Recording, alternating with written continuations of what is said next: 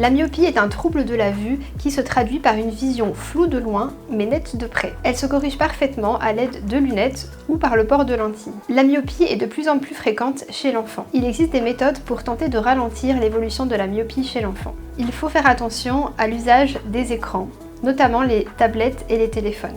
L'utilisation d'écrans de près favorise l'accommodation et le développement de la myopie. Il faut également veiller à ce que l'enfant ait un éclairage suffisant lorsqu'il fait de la lecture ou qu'il fait ses devoirs. L'exposition à la lumière naturelle et le fait de pratiquer des activités sportives, que ce soit en intérieur ou en extérieur, permet également de ralentir la myopie. L'hypermétropie est un défaut visuel qui est le plus souvent causé par un œil trop court ou par une cornée trop plate. Une hypermétropie faible passe souvent inaperçue car elle est compensée par l'accommodation naturelle. Les signes d'une hypermétropie plus forte vont être une vision floue de près ou nette au prix d'efforts visuels. Ainsi, on peut remarquer des maux de tête en fin de journée ou une fatigue visuelle. L'hypermétropie va être facilement corrigée par le port de lunettes, soit des lunettes de repos, soit des lunettes de vue quand l'hypermétropie est plus forte.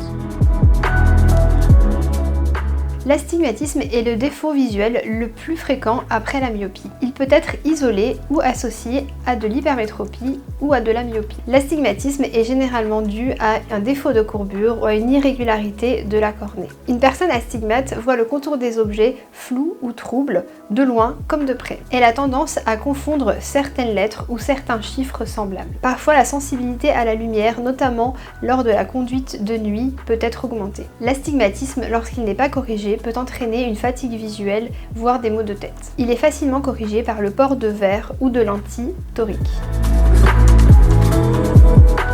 La presbytie est une difficulté à voir net de près liée à l'évolution naturelle de l'œil avec l'âge. Avec l'âge, le cristallin perd une partie de son élasticité et de ses capacités d'accommodation. Ceci va entraîner des difficultés à la vision de près. La presbytie débute aux alentours de 40 ans et a tendance à se stabiliser vers 60 ans. La correction de la presbytie se fait de différentes manières. On peut soit choisir de porter des lunettes uniquement de près, pour la lecture par exemple, ou opter pour des verres progressifs qui corrigent à la fois la vision de loin et la vision de près. Ces verres seront à adapter tout au long de l'évolution de la presbytie, environ tous les 2 ans. Le LASIK est une technique de chirurgie réfractive, c'est-à-dire une chirurgie permettant de s'affranchir des lunettes.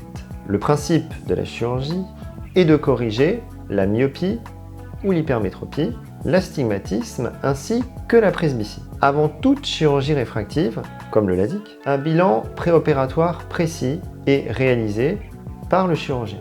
Lors de toute consultation ophtalmologique, lorsqu'un patient souhaite savoir s'il est opérable, nous l'envoyons réaliser un bilan gratuit au centre de réfractive afin de savoir si sa cornée peut supporter le laser.